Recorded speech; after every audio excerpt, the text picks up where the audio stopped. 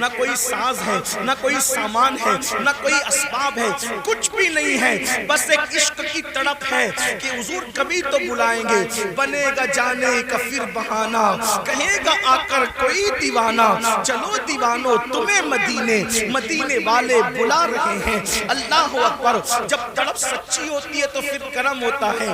ایک رات اس کو میرے آقا کی یاد آئی اور روتے روتے وہ سو گیا۔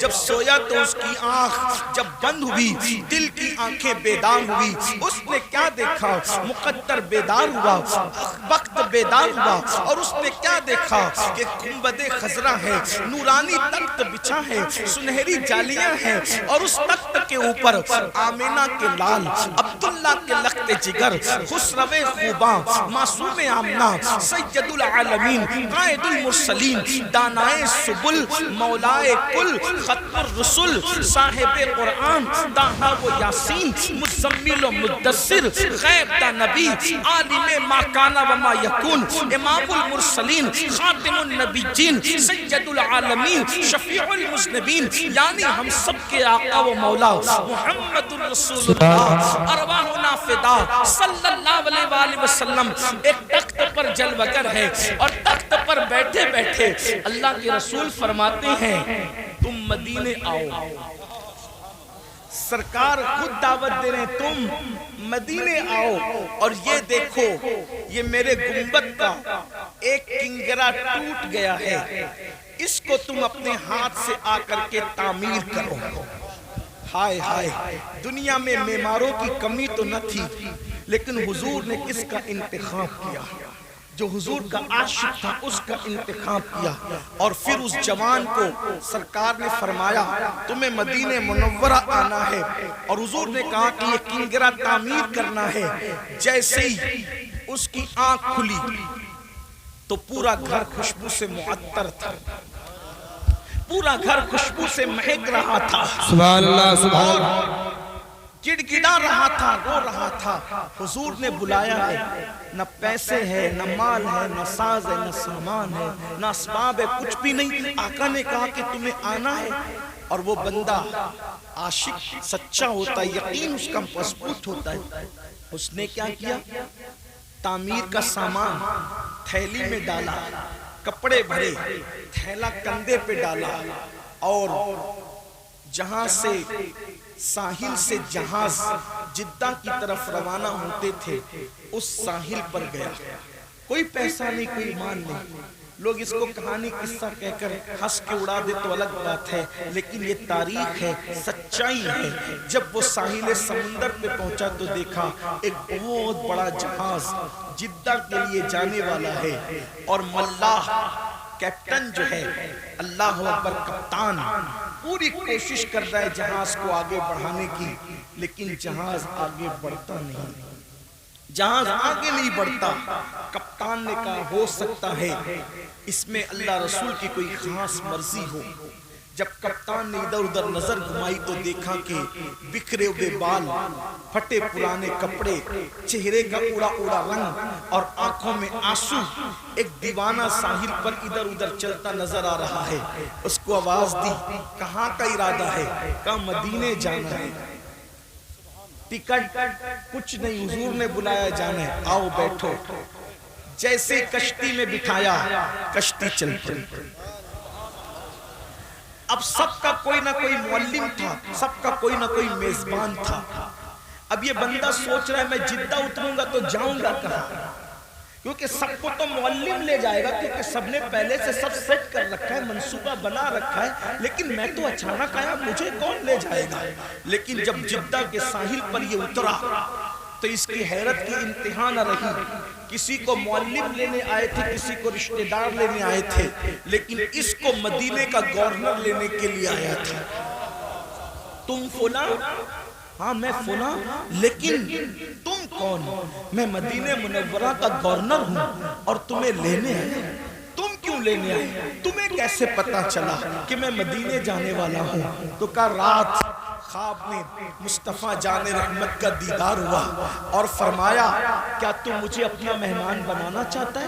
کیا تو میری میزبانی کرنا چاہتا ہے؟ جی یا رسول اللہ، میں تو آپ کے صدیوں بعد پیدا ہوا آقا، لیکن میں آپ کی ضرور مہمانی کرنا چاہتا ہوں۔ فرمایا ہند سے میرا ایک عاشق آ رہا ہے، اگر تو اس کی خدمت کرے گا تو گویا کہ تو نے میری خدمت کر لی، اس لیے میں تمہیں لینے کے لیے آیا ہوں۔ اللہ اکبر۔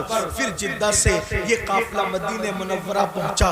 اس عاشق نے کہا، لوگوں نے کسی نے کہا کھانا کھا لو، کسی نے کہا کپڑے بدل لو، کسی نے کہا یہ کر لو، کسی نے کہا وہ کر لو۔ اس نے کہا میں نے کچھ نہیں کرنا، میں تو جس کام سے آیا ہوں وہی کام کرنا ہے۔ اور عاشق غسل کر کے جب آقا کی جالیوں کے سامنے گیا تو عرض کیا یا رسول اللہ، پہلے تو آپ پر سلام ہو، اور دوسرا یہ سرکار سب آتے ہیں، اہتمام سے آتے ہیں اور پیسے خرچ کر کے آتے ہیں، انتظامات سے آتے ہیں، لیکن یا رسول اللہ میں تو خالص آپ کے بلاوے پر آیا ہوں، اور آنے والا کوئی نہ کوئی مراد لے کر آتا ہے، میری مراد بس اتنی ہے، گر پڑ کے یہاں پہنچا، مر مر کے تمہیں پایا، چھوٹے نہ یا رسول اللہ سنگے درے جانانا۔ آقا جب بلایا ہے اب کبھی واپس مت بھیجنا، بس اتنا منہ ہی منہ میں کہا۔ ان کا درد وہ در ہے کہ میرے کریم سے گر قطرہ کسی نے مانگا، دریا بہا دیے ہیں، در بے بہا دیے ہیں، کون دیتا ہے دینے کو منہ چاہیے، دینے والا ہے سچا ہمارا نبی قربان۔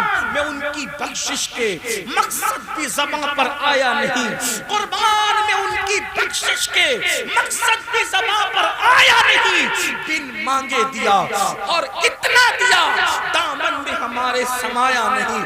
اللہ اکبر۔ میرے آقا سے انہوں نے عرض کی آقا بلایا ہے لیکن اب یہاں سے واپس مت بھیجنا، یہی رہنے کے لیے آیا ہوں۔ اور پھر گورنر مدینہ سے کہا کنگرہ تعمیر کرنے کے لیے بلایا ہے، میں اب اوپر جا سکتا ہوں؟ اور کمر میں رسی باندھی گئی، وہ اوپر چڑھ کر کے گئے، کنگرہ تعمیر کیا۔ تعمیر کرنے کے بعد لوگ باتیں کر رہے تھے، اس عاشق کو حضور نے بلایا ہے، جب یہ نیچے آئے گا ہم اپنے گھر لے جائیں گے، دعائیں کروائیں گے، یہ کریں گے، وہ کریں گے، وہ کریں گے۔ لیکن وہ کنگرہ تعمیر کر کے گنبد سے چمٹ گیا اور زار زار رونے لگا، اور تھوڑی دیر میں اس کی گردن ڈھلک گئی۔ لوگوں نے کہا نیچے آؤ بھائی، کام ہو گیا، نیچے آؤ، نیچے آؤ، ہو گیا کام، نیچے آؤ۔ لیکن وہ سنتا کس کی؟ مدینے کے گورنر نے جب اوپر کسی کو چڑھایا بلا کر کے لاؤ تو کیا دیکھا کہ گنبد خضرا پر وہ اپنی جان کو قربان کر چکا تھا۔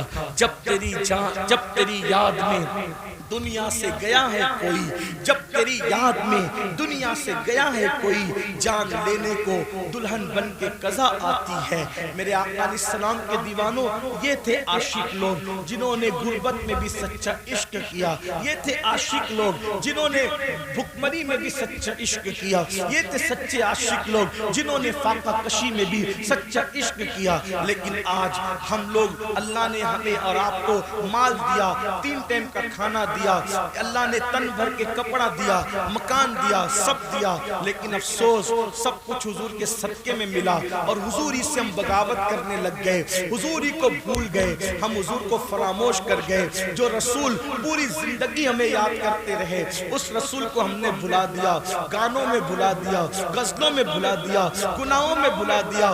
آج اگر کوئی مسلمان جوان زنا کے اڈے پر ہے تو وہ کسی کو کا دل دکھائے نہ دکھائے، وہ اپنے نبی کا دل دکھا رہا ہے۔ اگر آج مسلمان شراب پی رہا ہے، وہ کسی کو تکلیف پہنچائے نہ پہنچائے، وہ رسول اللہ کے دل پہ نشتر لگا رہا ہے۔ اگر کوئی مسلمان داڑھی منڈا کر گٹر میں پھینکوا رہا ہے تو وہ کسی کا دل دکھائے نہ دکھائے، وہ اپنے نبی کا دل دکھا رہا ہے۔ آج لوگ کہتے ہیں مولانا مسلمانوں کے حالات خراب کیوں ہو گئے؟ میں کہتا ہوں اگر مسلمانوں نے اپنے نبی کا دل نہ دکھایا ہوتا تو مسلمانوں کو یہ حالات نہ دیکھنے پڑتے۔ اور آج بھی میں اپنے جوانوں سے کہتا کہتا ہوں مسلمانوں آج بھی اپنے نبی سے معافی مانگ لو, اپنے اللہ کی بارگاہ میں توبہ کر لو اور اتنا عہد کر لو کہ میں کبھی اپنے نبی کا دل نہیں دکھاؤں گا. یاد رکھنا یہ گناہوں سے رسول اللہ کا دل دکھتا ہے. سیدنا فاروق اعظم کہتے ہیں, لوگ کہتے ہیں چھوٹا گناہ چھوٹا گناہ چھوٹا گناہ, فاروق اعظم کہتے ہیں مجھے تو اتنا سمجھتا ہے کہ گناہ کوئی بھی کرو اس سے رسول اللہ کے دل کو تکلیف پہنچتی ہے. اے میری قوم کے جوانوں, اگر تم جوا کھیلتے ہو, اگر تم شراب پیتے ہو, اگر تم ماں باپ کو تکلیف پہنچاتے ہو, اگر تم معاذ اللہ کسی عورت پر بری نظر ڈالتے ہو, اگر تم سود کا دھندا کرتے ہو, اگر معاذ اللہ تم کسی سے فون پر گندی بات کرتے ہو, تم کسی کے ساتھ گندی چیٹنگ کرتے ہو, فیس بک پر بیٹھ کر کے تم کوئی گندگی کرتے ہو, یاد رکھنا آپ کے ابا کو پتا ہو یا نہ ہو, آپ کی امی کو پتا ہو یا نہ ہو, آپ کی بیوی کو پتا ہو یا نہ ہو, آپ کے بھائی بہن کو پتا ہو یا نہ ہو, لیکن آپ کے نبی کو اس کا پتا ہوتا ہے, کیونکہ ہم کسی مردہ نبی کا کلمہ نہیں پڑھتے, ہمارا نبی زندہ ہے. ارے نبی اگر سلیمان ہو تو وہ چونٹی کی آواز کو 3 میل کے فاصلے سے سن سکتے ہیں. جب سلیمان کا سننا اتنا ہے تو جانے سلیمان کا سننے کا عالم کیا ہوگا. اس لیے حضور سن بھی رہے ہیں, حضور دیکھ بھی رہے ہیں. میرے عزیز, جب نبی ہمارا درود سن سکتے ہیں تو کیا نبی ہمارے گناہوں کو نہیں دیکھ سکتے؟ پھر حضور کو تکلیف نہیں پہنچتی؟ اور قبر میں ایک عام مسلمان کو بھی تکلیف پہنچانا اتنا بڑا گناہ ہے کہ جو کسی مسلمان کی قبر کے قریب سے چپل بجاتے ہوئے گزر جائے تو اس سے مردے کو تکلیف پہنچتی ہے اور اس کے لیے عذاب اور وعید ہے. تو جو اپنے گناہوں سے رسول اللہ کو, جو اللہ کی مخلوق میں سب سے بہتر ہو, اگر ان کو تکلیف پہنچائے تو یہ امت عزت کیسے پائے گی, یہ امت وقار کیسے پائے گی, یہ امت شان و شوکت کیسے پائے گی. میرے عزیز, آج آپ کہتے ہو نا کہ لوگ ہمیں کاٹ رہے ہیں. ایک ہی بات کہتا ہوں, ایک بات توجہ کرنا, بات مکمل کرتا ہوں. ایک بات, لوگ ہمیں کاٹ رہے ہیں, ہم کٹ رہے ہیں. ٹھیک, کیوں کٹ رہے ہیں؟ آسان زبان میں آپ کو بتاتا ہوں. اللہ کے رسول نے احد کے میدان میں چند صحابہ کو کہا تم اس پہاڑ پہ کھڑے رہنا, جب تک میں نہ کہوں تم نیچے مت آنا. توجہ کرنا, جو سمجھدار جوان ہے ان کی میں توجہ چاہتا ہوں. جو دھیگا مستی کرنے میں تو ان سے کوئی بات ہی نہیں کر رہا ہوں, لیکن جو واقعی سن کر کچھ سیکھنے اور عمل کرنے آئے ہیں ان کی خاص توجہ.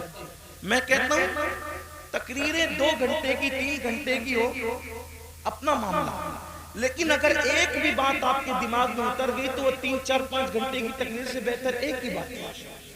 ہمیں لوگ کاٹتے کیوں ہیں, ہم کیوں کٹ رہے ہیں, پوری دنیا میں کیوں کٹ رہے ہیں ہم. اللہ کے رسول نے اپنے صحابہ سے کہا, چند صحابہ سے, یہ جبل روما ہے, اس پر کھڑے ہو جاؤ, جب تک میں نہ کہوں تم اترنا نہیں. اگر تم دیکھو کہ ہم گاجر مولی کی طرح کٹ رہے تو بھی مت اترنا, اور اگر تم دیکھو کہ ہم مال غنیمت اکٹھا کر رہے ہیں تو بھی مت اترنا. ٹھیک, احد کی جنگ شروع ہوئی, تھوڑی دیر میں مسلمانوں نے کافروں کے ایسے چھکے چھڑائے کہ وہ سر پہ پیر رکھ کے سرپٹ بھاگے, اپنی عورتوں کو, اپنا مال, اپنے اونٹنی, اپنی سواری سب چھوڑ کے بھاگے. اب توجہ کرنا, جب وہ سب چھوڑ کر کے بھاگے تو جن کو رسول اللہ نے پہاڑ پہ کھڑا کیا تھا ان میں ہو گیا اختلاف. کچھ نے کہا کہ نیچے اترو, جنگ ختم ہو گئی. کچھ نے کہا اللہ کے رسول نے جب منع کیا کہ جب تک میں نہ کہوں نیچے مت اترنا, تو انہوں نے کیا کہا, حضور نے یہ میں نہ کہوں کی بات جب تک جنگ جاری ہے تب تک کے لیے کہا تھا, جنگ ختم ہو گئی اب اوپر رکنے کا مطلب کیا. وہ دوسرے گروپ نے کہا, کیا کہا کہ بھئی جنگ جاری اور جنگ ختم سے ہم کو کوئی مطلب نہیں. جب ہمارے نبی نے کہہ دیا کہ جب تک میں نہ کہوں نیچے مت آنا تو ہم نہیں جائیں گے. انہوں نے کہا یہ حکم صرف جنگ تک تھا, جنگ ختم ہو چکی ہے, یعنی وہ گناہ بھی نہیں ہے, وہ خطا بھی نہیں ہے ان کی, مگر ان کو حضور کا قول سمجھنے میں کچھ مغالطہ ہوا, اتنا ہی کہہ سکتے ہیں. نہ وہ گناہ ہے نہ خطا ہے. اور پھر ان کی بڑی تعداد نیچے آ گئی جن کو رسول اللہ نے کہا تھا پہاڑ سے مت اترنا, مگر ان کی کی بڑی تعداد نیچے آ گئی اور ایک چھوٹی سی تعداد انہوں نے کہا جب تک حضور نہیں کہیں گے ہم یہی رہیں گے. کیا ہوا؟ جو بھاگ رہے تھے سرپٹ سروں پہ پیر رکھ کر کے, وہ بیویاں چھوڑ کے, اونٹنیاں چھوڑ کے, گھوڑے چھوڑ کے جو بھاگ رہے تھے, انہوں نے جب وہ پہاڑ خالی دیکھا پلٹ کے حملہ کیا. اور جب پلٹ کے حملہ کیا تو احد کے میدان میں 70 مسلمان شہید ہوئے. کتنے مسلمان کٹے؟ 70. امیر حمزہ, مصعب بن عمیر, عبداللہ ابن جہش, حضرت شماس, حضرت حنزلہ, حضرت اسود. کتنے؟ 70 صحابہ. اور ان میں سے کسی کا کلیجہ نکال کے چبایا گیا, کسی کے کان کاٹے گئے, کسی کی ناک کاٹی گئی. آپ مجھے بتائیں اگر 15-20 صحابہ صرف رسول اللہ کے فرمان کو سمجھنے میں مغالطہ ہو جائے, بہت احتیاط سے بات کر رہا ہوں, میرے مسلک کی رعایت کرتے ہیں کیونکہ میرا پورا مسلک ادب ہے اور میرے نبی کے ہر صحابی کا احترام ہم پہ فرض ہے, اس لیے توجہ کرنا. 15-20 اصحاب رسول فرمان رسالت کے سمجھنے میں اگر کچھ ذہن میں عجیب سا معاملہ ہو جائے اور حضور نے کہا مت اترنا اور وہ اتر جائیں, تو کتنے لوگ کٹتے ہیں, کتنے لوگوں کا خون بہتا ہے, کتنی فیملیاں اجڑتی ہیں, کتنے گھروں کے بچے یتیم ہوتے ہیں؟ 70. اگر ایک فرمان پر 15-20 لوگ عمل نہ کرے تو 70 گردنیں کٹتی ہیں, اور جہاں پر پوری امت نافرمان ہو جائے, پوری امت, اور وہاں تو فرمان کو سمجھنے میں مغالطہ ہو رہا تھا, نافرمانی نہیں تھی, خطا نہیں تھی, حضور کے ساتھ جفا نہیں تھی. یہاں تو رسول اللہ نے جن باتوں کو کھول کھول کر کے بیان کیا کہ یہ مت کرنا, یہ مت کرنا, یہ مت کرنا, کروڑوں لوگ وہی سب کچھ کر رہے ہیں, تو کیا کٹو گے نہیں, مرو گے نہیں؟ اس امت پر کبھی بھی زوال نہ آتا اگر یہ امت رسول اللہ کے ساتھ وفا کرتی. ہم نے جرائم کیے, بتاؤ کس مسلمان کو پتہ نہیں زنا کرنا حرام ہے؟ اتنے بھولے ہو گئے مسلمان. کس مسلمان کو پتہ نہیں کیا گناہ ہے کیا نیکی ہے؟ سب کو پتہ ہے. آسان زبان میں گناہ بچے کو بھی پتہ ہے کہ گناہ ہے, اسی لیے لوگ گناہوں کو چھپ کے کرتے ہیں اور نیکیوں کو علل اعلان کرتے ہیں. یہ چھپ کے کرنا ہی بتا رہا ہے کہ تمہیں پتہ ہے کہ یہ گناہ ہے. سب کو پتہ ہے, بچے کو پتہ ہے کہ گناہ کیا ہے اور نیکی کیا ہے. اب بتاؤ, اب بھی مسلمان نہ جاگیں گے؟ لوگ رونا رو رہے ہیں, ایسا کرو ایسا کرو. میں کہتا ہوں جو کر رہے ہو تم اپنی مرضی سے کرو. فقیر کا کہنا تو اتنا ہے, حضور کو راضی کر لو, حضور کا جو دل دکھایا ان سے معافی مانگ لو, اور یہ یقین دلاؤ اپنے نبی کو کہ یا رسول اللہ اب میرا کوئی قدم ایسا نہیں اٹھے گا کہ جس سے آپ ناراض ہو جائیں. اگر آپ نے ایسا کر لیا, دنیا کا کچھ بھی ہو, انشاءاللہ آپ کو تکلیف نہیں ہوگی. لاک ڈاؤن لگے گا, اللہ تعالیٰ آپ کی روزی آپ کے گھر تک پہنچائے گا. وبائیں آئے گی, آپ کی آنکھ میں کبھی آنسو نہیں ہوگا. کیوں؟ اس لیے کہ ایک بار حضور کو راضی کر کے دیکھو, حضور کو راضی کرنے کا مزہ کیا ہے, سبحان اللہ, حضور کو خوش کرنے پر انعامات کی برسات کیسے ہوتی ہے. نادان ہے مسلمانوں کو نہیں پتا.